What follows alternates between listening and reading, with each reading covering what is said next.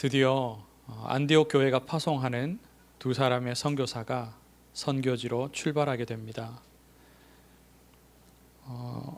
안디옥이라는 그 도시 바로 옆에 있는 항구 실루기아로 내려갑니다. 실루기아에서 배를 타고 멀지 않은 곳으로 구브로로 먼저 가게 됩니다. 구브로는 섬입니다. 지중해에 있는 섬인데 키프로스라고도 하고요. 영어로는 사이프러스라고 하는 곳입니다. 여기는 바나바의 고향이기도 합니다. 그리고 이 구브로 섬에 도착하여서 살라미라는 도시를 먼저 가게 됩니다. 이 살라미는 이 구브로 섬의 동쪽에 있는 도시입니다. 동쪽에 있는 도시고요. 이 도시의 회당에서 유대인들에게 먼저 복음을 전합니다.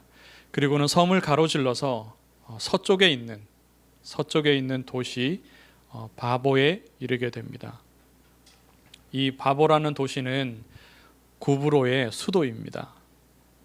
총독의 관저가 그곳에 있었고 또 아프로디테 여신의 신전이 있는 도시입니다. 거기에서 총독에게 복음을 전하고 그 총독이 복음을 받기에 이릅니다. 많은 수는 아니지만 놀라운 열매, 하나님께서 아주 귀한 열매를 그들에게 허락하셨습니다. 그런데 겉으로 드러난 이러한 선교의 이 시작과 또 일정들과 또 만남과 영접회까지 이르게 된 이러한 것들을 볼 것이 아니라 영적인 것을 보아야 됩니다. 눈을 열어서 그 안에 역사하신 성령의 역사, 성령의 인도를 우리가 보기를 하나님께서 원하십니다. 이 모든 사역의 주권자가 누굽니까? 누가 결정하고 누가 행동합니까? 선교사를 파송한 안디옥 교회입니까? 아니면 이 두 사람의 선교사가 결정하고 움직이는 겁니까? 이 선교의 주체는 바로 하나님의 성령입니다. 4절에 말씀하고 있는 것처럼요, 두 사람이 성령의 보내심을 받아. 안디옥 교회가 이들을 파송했기 때문에 두 사람이 안디옥 교회의 파송을 받아, 안디옥 교회의 보내심을 받아, 이렇게 표현할 수 있겠죠. 그런데 성경은 그렇게 기록하고 있지 않습니다. 성령의 보내심을 받아서 성령의 지시를 따라 바나바와 사울을 따로 세웠고요. 성령의 보내심을 받아 이들이 첫 선교지로 구브로로 가게 됩니다. 성령께서 하시는 일들을 하나하나 한번 보겠습니다. 성령께서 첫 사역지가 어디가 되어야 할지를 정하시고 보내십니다. 말씀을 하셨는지는 모르겠지만 어쨌든 기도하는 가운데 성령의 감동을 따라서 이 두 선교사가 정하게 된 거겠죠. 그래서 사람의 결정이 아니라고 지금 기록을 하고 있는 겁니다. 성령께서 이 두 사람이 구브로로 가도록 역사하셨습니다. 바보라는 도시에 이르렀을 때에 총독이 이 두 사람을 초청을 하였습니다. 어떻게 총독과 연결되었는지는 잘 모릅니다. 기록이 되어 있지 않죠. 그러나 이 만남이 성령의 인도입니다. 이 만남이 성령의 인도입니다. 그리고 이 총독 옆에 늘 있는 바예수라는 거짓 선지자인 마술사, 우리말로 하면 박수입니다. 남자 무당을 일컫죠. 박수인 바예수의 이면을 바울로 하여금 꿰뚫어 보게 하셨습니다. 그가 그냥 사기꾼인지 아니면 악령에 사로잡힌 종인지를 보게 하시는 겁니다. 9절에 보면 그를 주목하고 라고 말합니다. 아주 집중하여서 그 사람을 응시하고 바라보는 것을 뜻합니다. 그러고서 10절에 또 11절에 바울이 한 말들을 두고 볼 때에 바울이 이 사람의 이면에 역사하는 영적인 것을 보았음을 알 수 있습니다. 9절에도 말씀하고 있죠. 사울이 성령이 충만하여 성령께서 그로 하여금 보게 하신 겁니다. 그리고는 무슨 말을 해야 될지도 알려주셨을 겁니다. 10절의 말씀을 보십시오. 사람에게 한 말입니다. 바 예수라는 유대인에게 한 말이죠. 모든 거짓과 악행이 가득한 자요 마귀의 자식이요 모든 의의 원수여 주의 바른 길을 굽게 하기를 그치지 아니하겠느냐. 할 말도 성령께서 주셨습니다. 그리고 성령께서 역사를 일으키셨는데 이 바 예수의 눈을 멀게 하셨습니다. 사람의 능력이 아니죠. 바울을 통하여서 하나님의 능력이 나가게 하신 겁니다. 그리고는 성령께서 총독을 구원하셨습니다. 12절에 보면 총독이 그렇게 된 것을 보고 믿으며 여기까지 봤을 때는 총독이 이 사람의 눈이 먼 것을 그 사실을 그냥 사실로서 받아들였구나, 믿었구나 그렇게도 볼 수 있겠죠. 그런데 그 뒤에 나오는 말을 보면은요, 주의 가르치심을 놀랍게 여기니라. 하나님의 역사로서 믿었다라는 겁니다. 그냥 눈먼 것을 믿은 게 아니라 이 박수 바예수가 눈이 먼 것처럼 연기하는구나, 그게 아니라 실제로 눈이 멀었구나, 그걸 믿은 게 아니라는 겁니다. 주의 가르치심을 믿은 겁니다. 하나님의 말씀을 믿었고 하나님의 실제하심을 믿었고 하나님의 능력을 믿은 겁니다. 이 믿음이 누구의 역사냐? 바로 성령의 역사입니다. 우리는 이런 경향이 있습니다. 어떤 역사가 일어났냐? 누가 영접했냐? 여기에 초점을 맞추는 경향들이 있는데 이것은 바르지 않습니다. 성령의 인도 아래 있는 것이 중요합니다. 왜냐하면 성령께서 모든 생명운동의 주권자이시기 때문에 바나바와 사울을 통해서 이루어지는 이 선교의 첫 역사도 바로 성령의 역사입니다. 성령께서 주권자로 역사하신 겁니다. 동시에 우리가 보아야 될 것이 무엇이냐? 사단의 역사를 또한 보아야 합니다. 8절에 보면 이 마술사 엘루마는 라고 말하고 있죠. 이 사람이요 유대인입니다. 바 예수라고 하는 유대인입니다. 바 예수의 이름의 뜻은요 여호수아의 아들입니다. 여호수아의 아들. 그런 이름을 가질 정도면은 정통파 유대인입니다.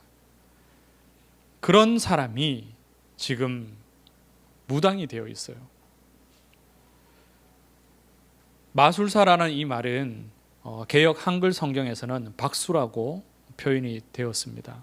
박수는 남자 무당을 일컫죠. 마술사. 신약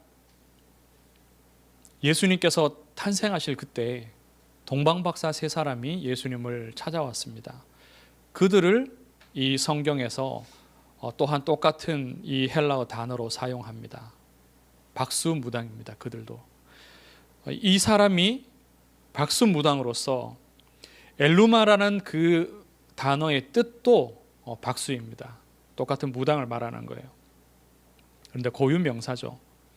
이 지역에서 엘루마라고 하는 지칭되어지는 사람들은 이제 박수무당을 일컫는 말입니다. 그냥 보통의 사기꾼이 아닙니다. 정치인 옆에서 이런저런 말로 기분 좋게 하고 거짓을 일삼으면서 현혹하고 그렇게 하면서 자기가 경제적인 이득이나 어떤 신분적인 이득을 받는 그런 보통의 사기꾼 아니라는 거예요.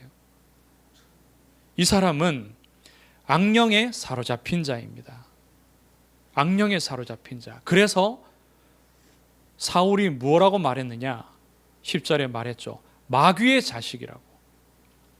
악령에 사로잡힌 마귀의 자식으로서 생명이 전달되는 이 전도의 역사를 네가 막고 있지 않냐? 사울이 그렇게 말했습니다. 이 사람은요, 총독과 이 구브로 섬 전체에 모든 시민들에게 영향을 주는 존재입니다. 사람이 아니라 그들에게 영향을 주는 실제적인 존재는 바로 사단입니다. 이 사람에게 역사하는 사단입니다. 지난주에 제가 이집트 유물전에 다녀왔습니다. 이집트의 여러 유물과 또 특히 미라를 전시한 전시회였습니다. 그것을 보면서 많은 것을 또 깨닫고 제 마음에 새겼습니다. 애굽 성경의 그 이집트를 애굽이라고 말하죠. 성경에 나타나는 그 애굽에 대한 내용들 또 역사서라든지 또 여러 자료를 통하여서 제가 보아왔던 그런 애굽에 대한 것들이 있습니다만은 그것들 이상으로 더 실제적으로 좀 많은 것들을 이렇게 느낌을 받았습니다. 애굽 나라 전체에 우상의 문화가 굉장히 뿌리 깊게 내려져 있었구나. 온 나라를 이 우상 숭배의 문화가 장악하고 있었구나. 경제와 또 모든 백성들의 삶을 사로잡고 있었구나. 그렇게 많이 깨달아지고 보여졌습니다. 애굽의 왕인 바로 또 그 자신도 신의 아들이라고 생각하고 또 백성들 앞에 자신을 그렇게 드러내었었죠. 그리고 그 주변에는 많은 신관들이 있었습니다. 총독의 곁에 이 박수 엘루마가 있었듯이 애굽의 바로의 곁에도 신관들이 늘 있었습니다. 나라의 중요한 정책을 결정할 때에 그들에게 물어보고 점치고 그렇게 했습니다. 이러한 영적인 흐름이 모든 시대에 있습니다.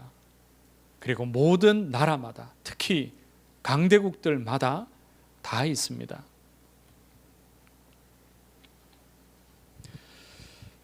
애굽의 그 문화가요, 그리스를 통하여서 전달되고 또 이 그리스의 문화가 로마로 전달이 되어졌습니다.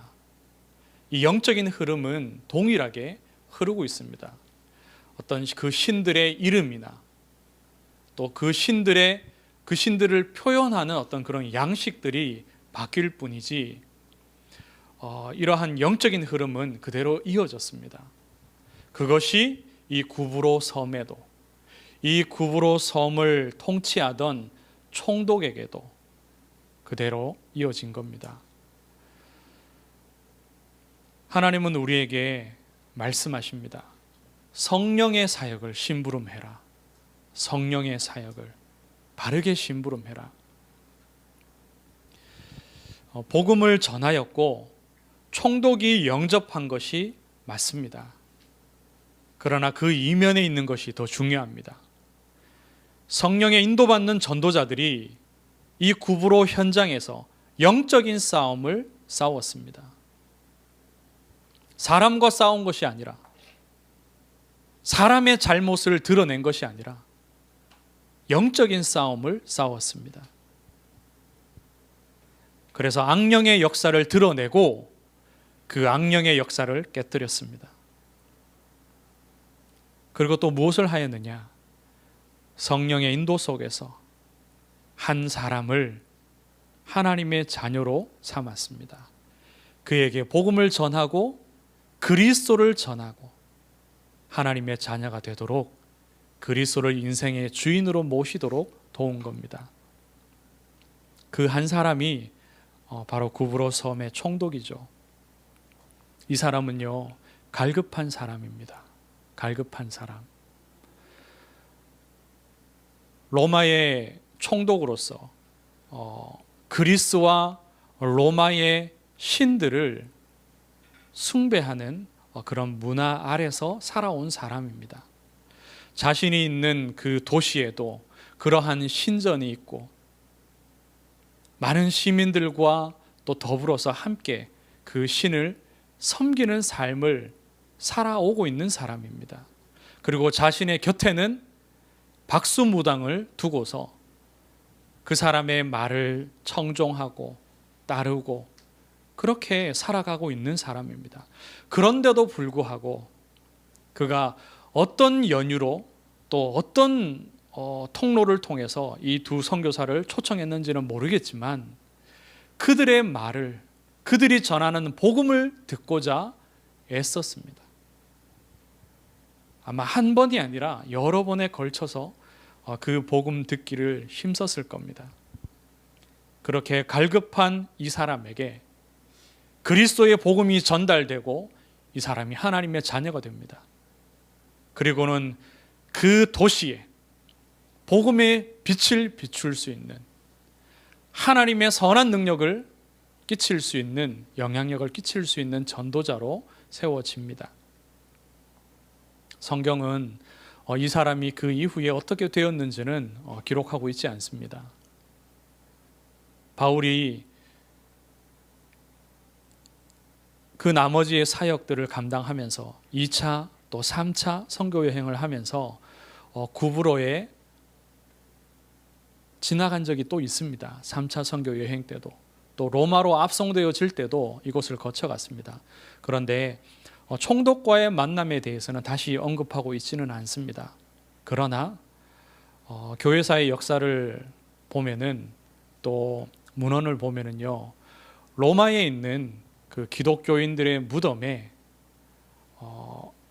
이 총독의 이름을 쓰고 있는 그 여자의 무덤이 있습니다. 그래서 이 총독의 이름은 아무나 쓸 수 있는 이름이 아니거든요.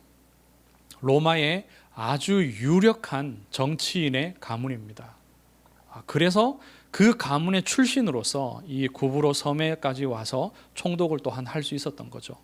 그래서 그 유력한 가문에 이 총독의 이름을 쓰는 여자가 그곳에 묻혀 있는데 아마 이 총독의 딸이 아니겠냐, 그렇게 추정을 합니다.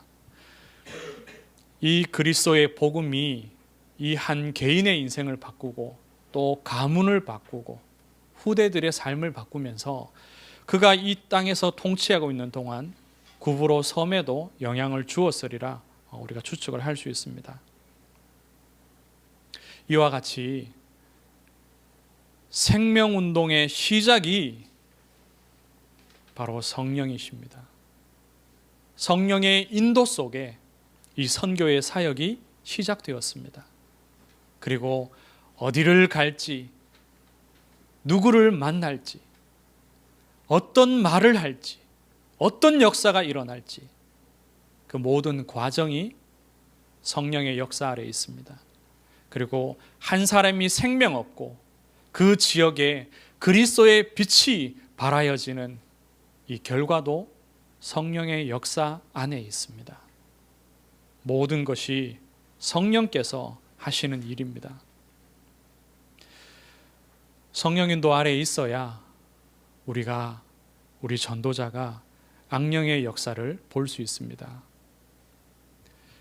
그러면 무엇이 진짜 위협인지 알 수 있게 되죠. 우리가 무엇을 정말로 해야 될지도 알 수 있게 됩니다. 구브로 섬에 있어서 진짜 위협이 무엇입니까? 로마가 정말 위협이 아닙니다. 로마의 총독이 이 땅을 다스리고 있는 것이 위협이 아닙니다. 로마가 그 경제를 관장하고 또 세금의 어떤 문제라든지 이 백성들의 살아가는 육신의 문제가 정말로 문제가 아닌 겁니다. 진짜 문제, 진짜 위협이 되는 것은 바로 악령의 역사입니다. 그래서 그 문제를 해결하는 것이 우리 전도자에게 하나님이 원하시는 일입니다. 이것이 성령의 역사요. 이 성령의 역사를 우리가 심부름하는 것입니다. 이 일을 우리에게 사명으로 맡기셨죠. 창세기 3장에서 아담과 하와가 하나님께 불순종했습니다. 그들의 의지가 분명하고 그들의 범죄가 분명합니다. 그런데 그 사건에 역시나 사단이 개입되어 있고 사단이 역사한 겁니다. 그래서 하나님께서 자기 아들 예수를 이 땅에 그리스도로 보내셔서 아담과 하와와 그들의 후대들, 우리 인생의 죄를 속죄하시기 위해서 십자가에서 죽게 하셨죠. 하나님께서는 그와 동시에 예수 그리스도를 통하여서 사단의 역사를 깨뜨리셨습니다. 사단의 권세를 박살내셨습니다. 창세기 3장 15절에도 그 사실을 미리 말씀하셨죠. 여자의 후손이 뱀의 머리를 상하게 할 것이라고, 완전히 깨뜨려 부술 것을 미리 말씀해 주셨습니다. 이것이 하나님의 역사요, 성령의 역사입니다. 우리 인생을 사랑하셔서 우리를 구원하시기 위해서 말씀으로 이 땅에 오시고 우리 죄를 용서하시기 위해서 속죄의 제물로 십자가에서 죽으셨습니다. 그리고 부활하시면서 우리를 묶고 있던 죄와 사망과 사단의 권세를 한 번에 깨뜨리셨습니다. 우리가 현장에서 심부름해야 될 일이 바로 이겁니다. 하나님의 말씀을 주어 빛을 비춰주고 하나님 만나는 길을 알려주고 그리고 그리스도의 속량하심이 그들에게 적용되어지도록 그들로 하여금 복음 듣게 해서 믿을 수 있도록 도와줘야 됩니다. 우리가 중보 역할을 하는 거죠. 그리스도가 그 사람의 주인이 되면은 죄 씻음 받고 의의 사람이 되어집니다. 그리고 또 해야 될 것이 무엇이냐? 우리가 영적인 싸움을 싸워야 됩니다.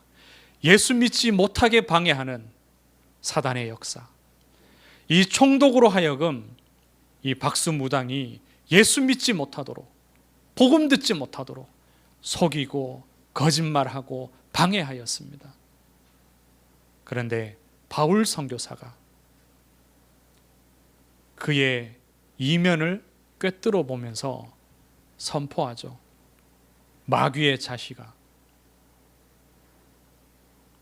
주의 바른 길을 굽게 하기를 그치지 않겠느냐? 이제 주의 손이 내 위에 있으니 내가 맹인이 되어 얼마 동안 해를 보지 못하리라. 바 예수가 그렇게 되는 것을 보면서 총독이 하나님의 능력을 확인합니다. 그리스도를 주인으로 모시고 주의 가르치심을 놀랍게 여기며 받습니다. 총독 한 사람뿐이겠습니까? 구브로의 수많은 시민들이 총독 곁에 있던 바 예수를 다 압니다. 바 예수가 소경이 된 것을 보면서 하나님의 살아계심이 전달되어지는 겁니다. 지금도 사단은 역사합니다. 이 도시에도 수많은 바 예수와 같은 엘루마들이, 박수무당들이 많습니다. 그리고 이 나라의 정치인 곁에도 이와 같은 박수무당이 있습니다. 그래서 우리가 무엇을 해야 됩니까? 먼저 성령 충만하면 됩니다. 성령에 충만하여져서 그 현장으로 하나님께서 우리를 보내실 때 순종하고 나아가면 됩니다.